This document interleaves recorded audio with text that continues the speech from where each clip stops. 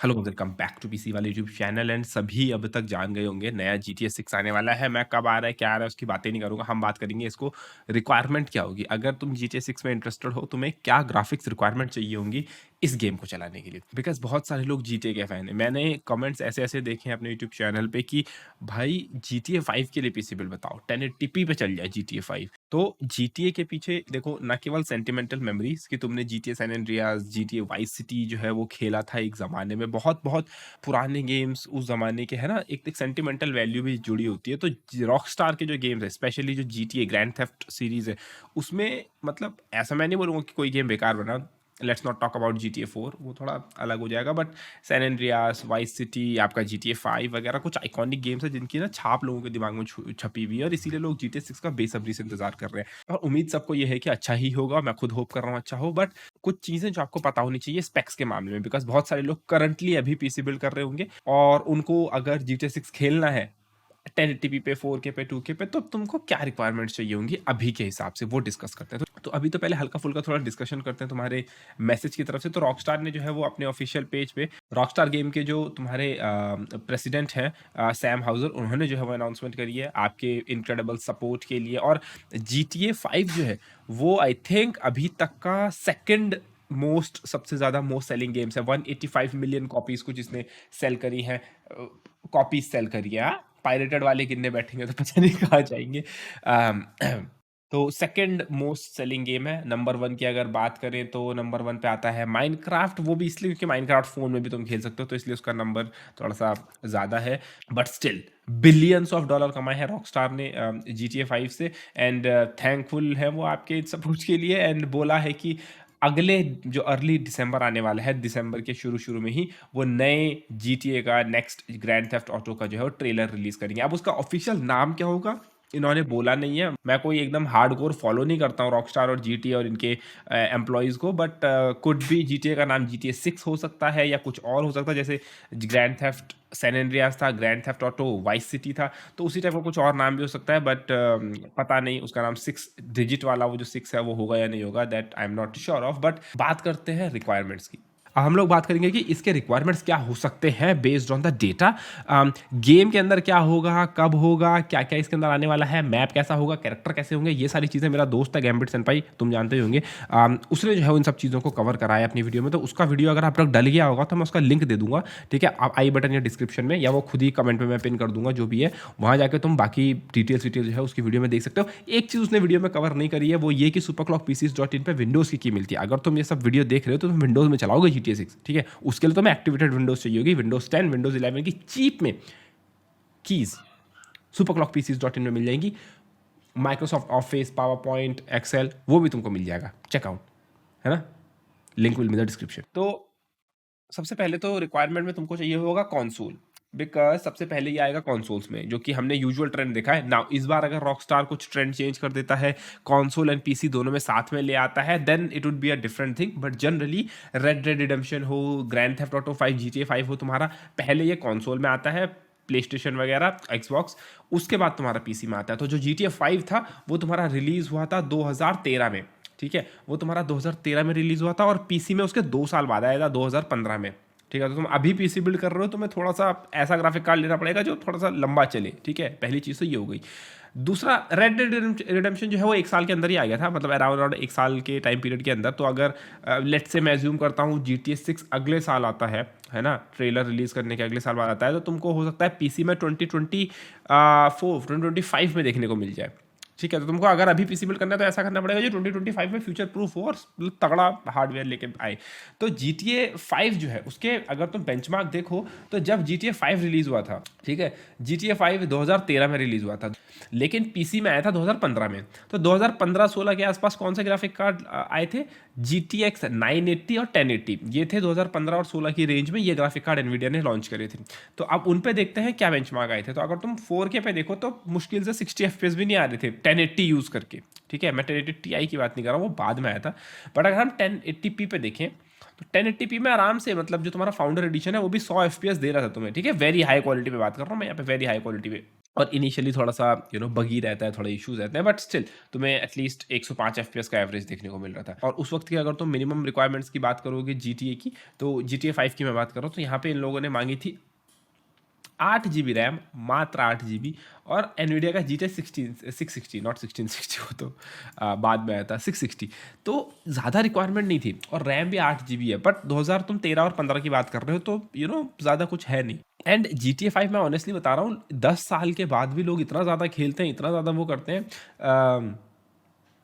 Technically GTA 5 को तुम iGPU पे भी खेल सकते हो, चाहे वो इंटेल का हो, चाहे वो AMD का हो। तुम इवन अगर तुम्हारे पास कोई स्नैपड्रैगन 800 सीरीज़ का फ़ोन है, और अगर वो विंडोज़ उसके साथ कंपैटिबल है, मतलब उसके अंदर अगर तुम कैसे विंडो इंस्टॉल कर दो और उसको यूज़ करके करो, तो तुम उसके अंदर भी, अपने फ़ोन के अंदर भी तुम GTA 5 खेल सकते हो। GTA 5 is not that heavy, ठीक है? आप अपने उसमें खेल सकते हो। आई थिंक माइक्रोसॉफ्ट था या कौन था जिन्होंने अपने one of the surface tablets में विंडोज़ के अंदर GTA 5 खिला के दिखाया था, विद क्वालकॉम का स्नैपड्रैगन 821 और 835 समथिंग, 800 सीरीज़ का कोई था।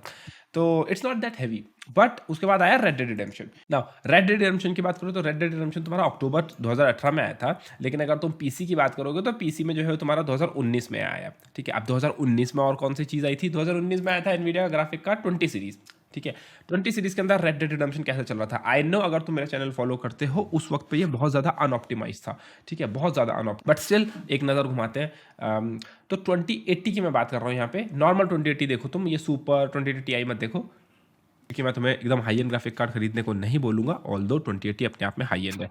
तो 2080 अगर तुम देखोगे, तो अराउंड 9500 एफपीएस जो है तुम्हें इसके मार्क को टच कर रहा है। सेम चीज़ हमने देखी GTA 5 में, कि उस जब वो लॉन्च हुआ था, उस जनरेशन का जो 80 सीरीज़ का कार्ड था, नॉर्मल 80 सीरीज़ का, वो 1080p पे अराउंड 100 एफपीएस दे रहा था। अब तुम सोच के देखो यार, 1080p पे 100 एफपीएस दे रहा है मात्र 1080p पे। पर चलो कोई बात नहीं। और अगर हम 70 सीरीज़ की बात करें, तो नॉर्मल 2070 अगर तुम नीचे पे देखोगे, तो ये तुम्हें 78 एफपीएस दे रहा है, मतलब 60 से ऊपर दे रहा है।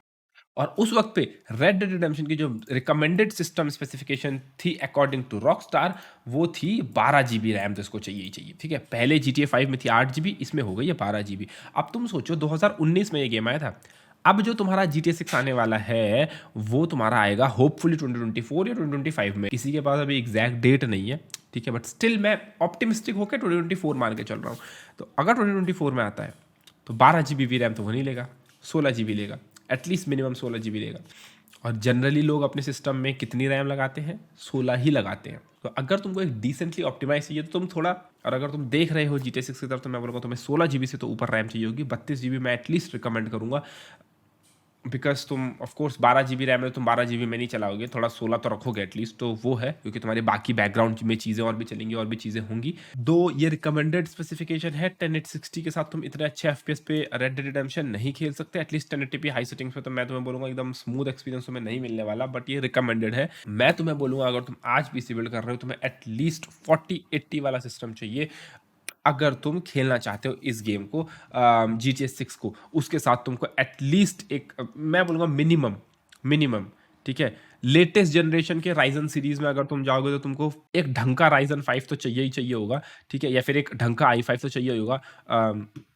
i3 और राइजन 3 की तरफ मैं इतना ज़्यादा लीन नहीं हूँगा। अगर तुम स्पेसिफिकली अच्छे एक्सपीरियंस की बात कर रहे हो, मर के चलाना है, तो वो तो कहीं पे भी चल जाएगा, बट मैं एक डिसेंट एक्सपीरियंस की बात कर रहा हूँ। अगर तुमको वो चलाना है 1080p पे, राइजन 5 या i5 तो तुम्हें मिनिमम चाहिए ही चाहिए होंगे, लेटेस्ट जनरेशन के। आई थिंक अराउंड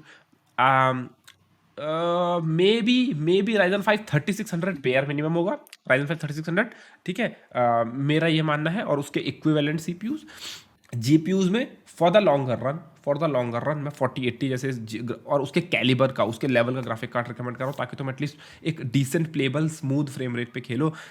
रैम मैं 32 जीबी रिकमेंड कर रहा हूँ यहाँ पे, बेस्ड ऑन द एनालिसिस, कि तुमको एटलीस्ट उतना चाहिए होगा। और देखो, तुमको एक चीज़ और ध्यान रखनी है, मैंने तुम्हें बोला कि गैम्बिट इसके ऊपर वीडियो बनाएगा, बट अगर तुम देखो, और जो स्पेकुलेशंस आ रही है, ये गेम के अंदर मैप बहुत बड़ा होने वाला है। इसके अंदर NPC characters and interactive and काफ़ी ज़्यादा एआई एंड बहुत सारी चीज़ें होंगी, जो कि ना केवल तुम्हारी जीपीयू में वी रैम ज़्यादा लेंगी, बल्कि सिस्टम मेमोरी भी ज़्यादा लेंगी, ठीक है? इवन सीपीयू रिसोर्सेज़ भी लेंगे, क्योंकि जब तुम्हारा एआई-वेआई हो जाता है, आई डोंट नो वो एआई वाली चीज़ों को कैसे यूटिलाइज़ करते हैं with your hardware and graphics, but तुम्हारा सीपीयू और रैम बहुत ज़्यादा यूज़ होने वाला है, बिकॉज़ ऑफ दैट वो हेवी मैप एंड इतने सारे जो वो कैरेक्टर्स एंड एनवायरनमेंट के अंदर उसमें लाइव वेदर एंड बहुत सारी न्यूज़ आ रही है कि मतलब ऐसा होगा कि टॉर्नेडो आ रहा है, हरिकेन आ रहा है, सुनामी आ रही है, पता नहीं क्या-क्या आ रहा है। तो अगर तुम्हें वो चीज़ें गेम के अंदर इम्प्लीमेंट करनी है, इट विल टेक रिसोर्सेज़, और वो रैम और तुम्हारा सीपीयू रिसोर्सेज़ लेगा। आई डोंट नो ट्रेलर में क्या दिखता है, ट्रेलर में देखने के बाद ज़्यादा पता चलेगा, बट रिक्वायरमेंट बढ़ेंगी। एंड तुमने अभी देख ही लिया होगा कि जो तुम्हारे latest play station, latest Xbox है, इनका हार्डवेयर काफ़ी अच्छा है। ये लोग 4K पे नेटिवली करा सकते हैं। पुराना जो PS4 प्रो था वो अपस्केलिंग करता था और उसमें भी अटकता था, मरता था।